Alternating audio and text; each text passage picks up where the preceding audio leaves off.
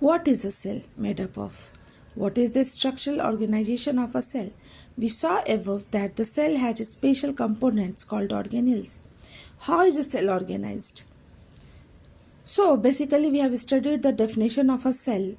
Now we have to know that a cell is made up of what? What does it contain? If we study a cell under a microscope, we would come across three features in almost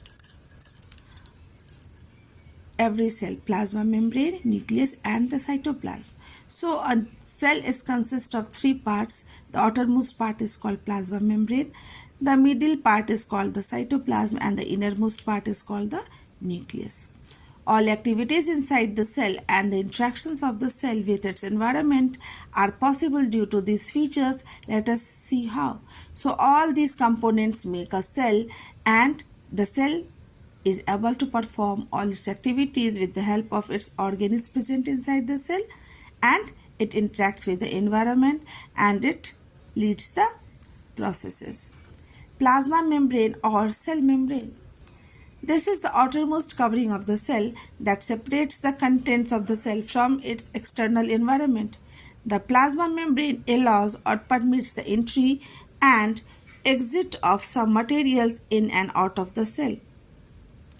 So what is a plasma membrane? You can see the picture of a plasma membrane. It is made up of organic molecules. So you can see here the outermost part of a cell, which provides a definite shape to the cell, and it also protects the internal component of the cell. So you can see it is made up of lipids, it is made up of proteins. The proteins are embedded in the between, and it also have certain carbohydrates. You can see here the small parts of carbohydrates are attached to the plasma membrane. So this is the basically it acts as a barrier. You can say that it acts as a barrier to the outside environment.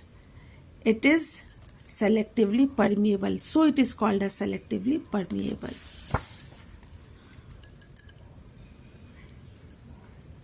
The plasma membrane allows or permits the entry and exit of some materials in and out of the cell. It also prevents movement of some other materials. The cell membrane therefore is called a selectively permeable membrane. So it is called a selectively permeable membrane because it selects. It only allows certain substances to enter the cell membrane and the waste materials to exit out of the cell. How does the movement of substances take place into the cell? How do substances move?